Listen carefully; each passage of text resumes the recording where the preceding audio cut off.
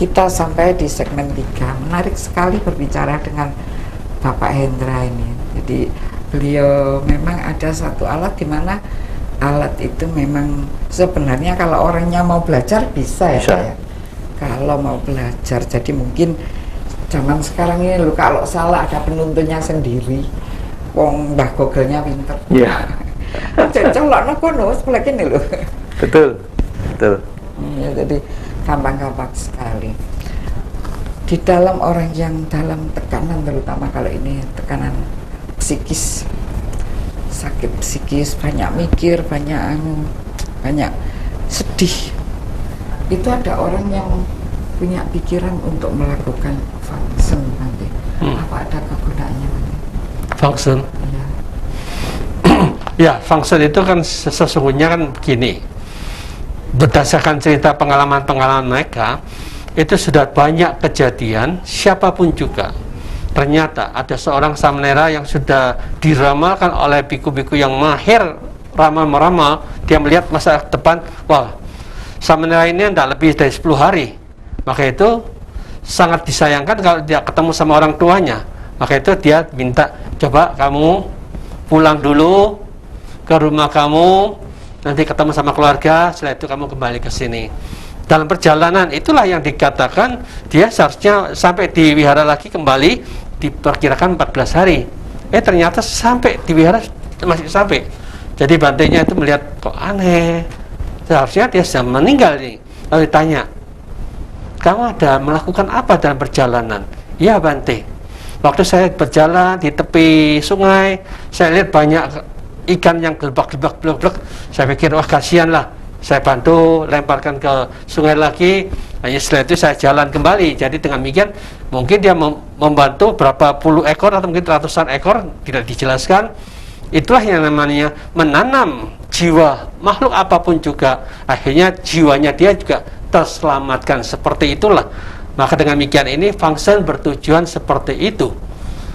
Kita hanya berbuat baik, tujuannya menyelamatkan jiwa makhluk itu, kita pun akan mendapatkan usia yang panjang. Karena kalau dibiarkan ikan itu mungkin kelepak 5 menit dia akan mati di tepi sungai itu. Tetapi ketika kita penuh cinta kasih menolong mereka, dipindahkan lagi masuk ke sungai lagi, dia akan tertolong dan bisa hidup yang lebih panjang. Itulah buah yang akan kita dapatkan bersama. Jadi ternyata function juga perlu ya Bante, untuk apa ya, kejiwaan seseorang. Ya, jadi sesuatu yang perlu kita tekatin, kita jalankan. Karena kita siapapun juga hidup di dunia ini, ketika kita sakit-sakit, wah ini ada sesuatu yang negatif dari kita. Ya mudah-mudahan kita melepaskan sesuatu yang positif, mengharapkan kita juga bebas dari sakit, bebas dari kematian, sehingga kita bisa menambah usia kita. Ini juga luar biasa, acara function ini luar biasa. Dan Wihara Dhamma Dipa Arama, Wihara di Padmagraha juga sering mengadakan function. Jadi bagi siapapun nanti ada pemberitahuan yang akan function biasanya pada hari tertentu. Maka di Dhamma TV akan ada waktu-waktu di mana kita bisa function bersama, sekalipun kita tetap menjaga protokol ya, bahwa kita protokol kesehatan, jangan gerumbul, jangan berkerumun, jangan enak-enak berkumpul, tetapi kita tetap menjaga jarak dengan baik, pakai masker dan menjaga jarak. Apakah terapi ini ada rasa sakitnya? Ada apanya gitu Pak? Jadi begini, karena kita juga sudah disertifikasi, artinya sudah ada legalitas pengujian, bahwa di situ sudah disebutkan bahwa aplikasi maupun hardware yang kita punya untuk melakukan terapi ini sudah sangat tidak membahayakan manusia. Artinya sudah sangat sesuai dengan standar medis. Jadi boleh dibilang tidak ada, sampai sekarang tidak ada temuan mengenai efek samping atau mengakibatkan hal yang jelek. Termasuk juga yang nanti digunakan untuk yang refrekuensi, sama, karena dia menggunakan frekuensi rendah dan biasanya tidak ada, sampai sekarang belum ada pembuktian bahwa ada yang mengakibatkan ada efek samping yang jelek, ya. Yang ada adalah respon tubuh. Itu saja. Respon tubuhnya apa? Macam-macam ya, seperti kita minum obat, ada yang merasa pusing, ada merasa ngantuk, ada merasa sakit pada sisi organ atau sel yang sakit, seperti tadi yang saya sampaikan detox, orangnya gatal-gatal tiba-tiba tambah gatal, tiba-tiba sembuh, hilang. Seperti itu kira-kira. Jadi dengan kata lain, sampai saat ini kok belum ada efek samping. Jadi aman. Aman. Untuk anak-anak bagaimana, Pak? Baik anak-anak maupun yang untuk wanita hamil pun mestinya aman karena very low. Jadi frekuensi itu terjas frekuensi, tapi tegangan yang disebar ke kita itu sangat kecil sekali. Jadi nggak ada masalah. Vibrasi. Ya. Low powernya ya. Kalau vibrasinya nggak tetap low powernya aja. Begitu, Pak. Aman kok. Jadi memang pakai listrik, Pak, ya? Energi sebenarnya, kita nggak boleh listrik, energinya. Listrik itu kan manifestasi energi tadi, mengeluarkan energi yang ada, gitu, yang kita terima. Atau boleh dibilang sebenarnya kan itu seperti medan magnet ya. Medan magnet yang kita terima itu kecil sekali, dan tidak masalah buat tubuh. Jadi perempuan hamil maupun anak kecil boleh menerimanya dan tidak akan ada efek samping apapun juga. Dan untuk segala penyakit ya, Pak, ya? Ya, macam-macam nanti. Sekarang misalnya, Pak, ya, penyakitnya cuma borok. Borok ini kan kulit, Pak. Nah, begini, yang kita lakukan media pengobatannya adalah media pengobatan yang sifatnya itu holistik ya. Jadi kalau untuk problem-problem yang sifatnya harus, misalkan seperti ini, patah tulang misalkan, nggak bisa kita langsung dengan hanya frekuensi terus tulangnya nyambung, itu nggak bisa, perlu waktu. Tapi kalau misalkan ada sel gitu tumbuh satu sifatnya itu jaringan baru yang bukan seharusnya ada di situ, itu diradiasi bisa kecil, bisa berubah. Nah, itu yang saya maksud perubahan organnya. Tapi kalau perubahan organnya itu dibutuhkan tindakan, nggak bisa. Contoh misalnya kecelakaan, ininya patah atau ininya sobek, ya nggak bisa, harus ada tindakan medisnya. Nah, kita melakukan apa? Meringankan agar dampak dari ini tadi tidak terlalu sakit, misalnya seperti itu bisa. Beda jadi ya. Jadi kalau ibu tadi bilang kalau kulit itu boron biye. Nanti dulu boronnya kan apa? Kalau boronnya misalkan, oh ini diabetes, tidak sembuh-sembuh, ya diabetesnya kita sembuhkan, ini kering sendiri. Atau kulitnya ini ternyata ada virus atau bakteri yang di situ ya, bakterinya kita matikan, dia akan sembuh sendiri, gitu. Ya, jadi dicari akar masalahnya ya. Dulu diobatilah di situ, ya. Baru bisa untuk diobati. Ya, ini betul. luar biasa sekali ini, Pak. Jadi di sini yang saya lihat itu ada metaterapi ini. Metodenya ini ada alat-alat ya. Selain alat-alat ini kemudian apa lagi, Pak? Nah, kita yang akan mau launch gini. Jadi saya menyadari bahwa beberapa dari kawan-kawan kita yang masyarakat kita lah itu dengan adanya pandemi ini sudah cukup stres sekali, sampai yang tadi Bu Hani tadi sampaikan bahwa takut keluar, takut ini, takut tertular, takut ini, takut tertular dan sebagainya. Nah, padahal di sisi yang lain tanpa sadar kita sebenarnya sudah mengalami namanya trauma, PTSD namanya penyakitnya, post traumatic stress disorder.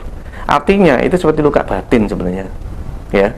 Nah, kalau itu terjadi berulang, yang timbul apa? Stres.